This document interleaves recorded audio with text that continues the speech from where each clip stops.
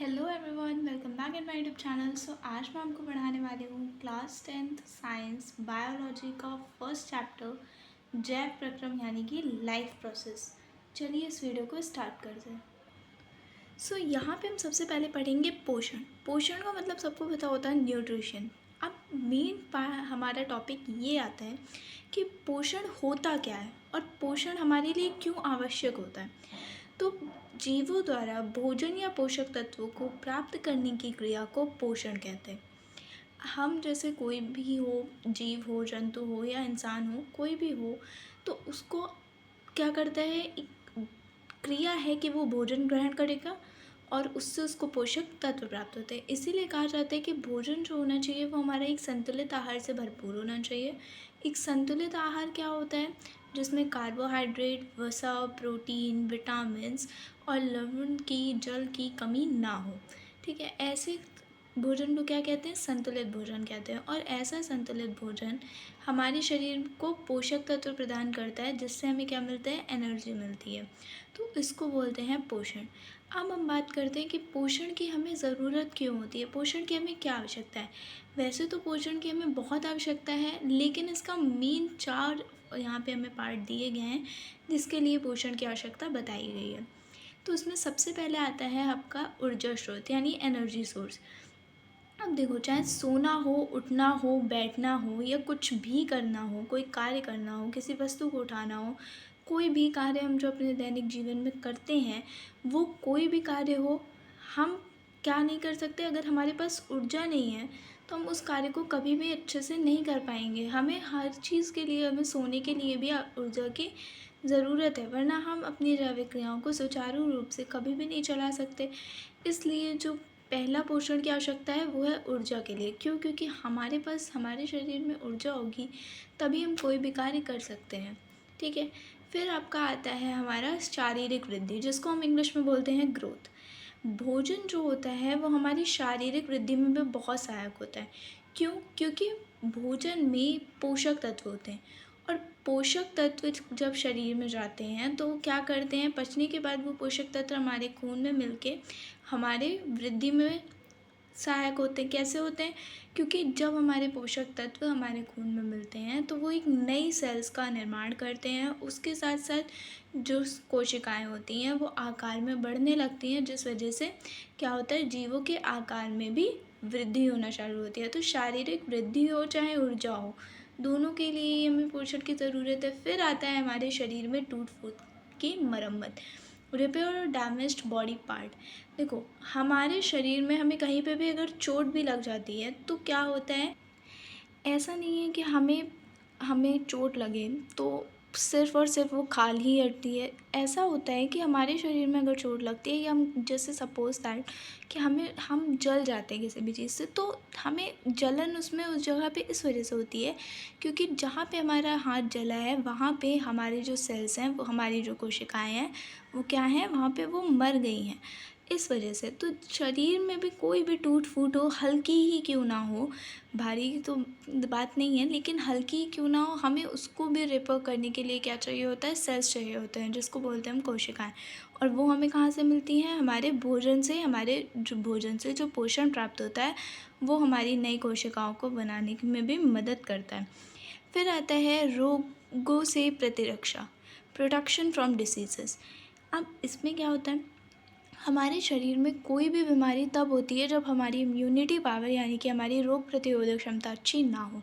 लेकिन जब हमारा जो भोजन है वो पोषण से भरपूर होगा और वो हमारा पोषण हमें देगा, तो हम जब भोजन करते हैं तो हमें पोषक तत्वों से भरपूर भोजन करना चाहिए।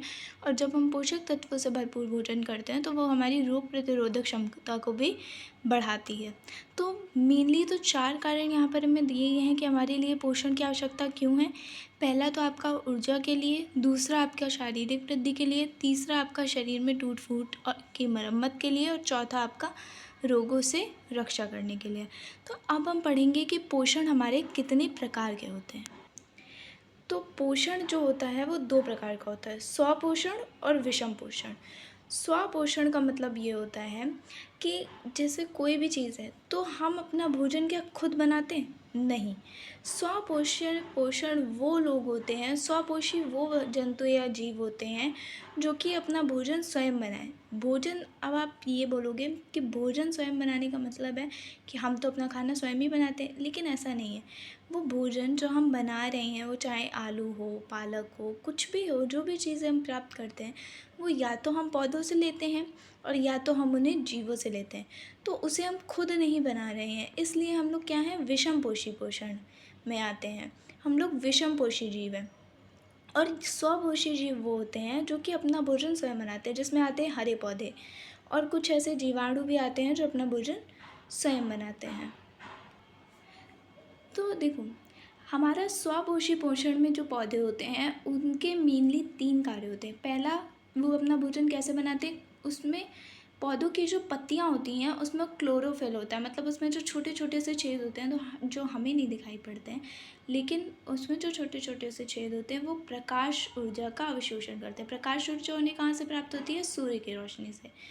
दूसरा, प्रकाश ऊर्जा का रासायनिक ऊर्जा में वो रूपांतरण करते हैं और उसके पश्चात वो जल के अणुओं को हाइड्रोजन और ऑक्सीजन, मतलब जल का अपने रासायनिक सूत्र होता है H2O, तो हाइड्रोजन और ऑक्सीजन के अणुओं को अलग अलग करने का कार्य करते हैं।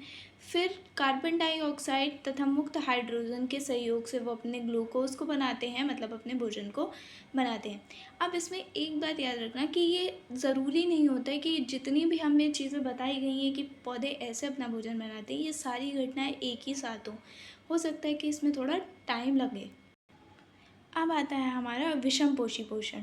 ठीक है, विषमपोषी पोषण मैंने आपको बताया कि ऐसा व्यक्ति या ऐसा जीव जो कि अपना भोजन स्वयं ना बनाए, मतलब कि आप प्रत्यक्ष या अप्रत्यक्ष रूप से किसी न किसी पौधे या किसी न किसी जीव पर निर्भर हो, तो ऐसा जीव विषमपोषी जीव कहलाता है। ठीक है, अब विषमपोषी जीव के भी, मतलब विषमपोषी पोषण के भी 4 पार्ट हैं। पहला शाकाहारी, दूसरा मांसाहारी, तीसरा मृत्योपयोजी और चौथा परजीवी। अब पहले हम पढ़ते हैं शाकाहारी। तो शाकाहारी को बहुत से लोग यहाँ पे इंग्लिश में बोलते हैं वेजिटेरियन, लेकिन साइंस में इसका नाम होता है हार्बीवोरस। और मांसाहारी का इंग्लिश में नाम होता है साइंस में कार्निवोरस। तो शाकाहारी कौन से लोग होते हैं? शाकाहारी वो जंतु होते हैं जो पौधों के फल, फूल या पत्तियाँ आदि खाते हैं, जैसे कि गाय हो गया, हाथी हो गया, हिरण हो गया, खरगोश हो गया। ये सब ऐसे जीव हैं जो शाकाहारी, मतलब ये पौधों पे निर्भर हैं, ना कि जीवों पे।